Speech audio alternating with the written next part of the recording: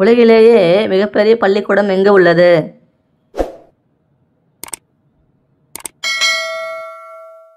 விடை கொல்கத்தா. உலகில் எல்லா நாடுகளும் பயன்படுத்தும் காய்கறி எது?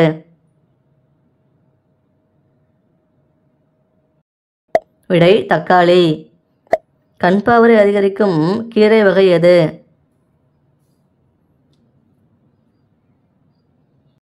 விடை பொன்னாங்கண்ணி. உடலில் இன்சுலின் சுரப்பை அதிகரிக்கும் காய்கறி எது? விடை வாழைக்காய்.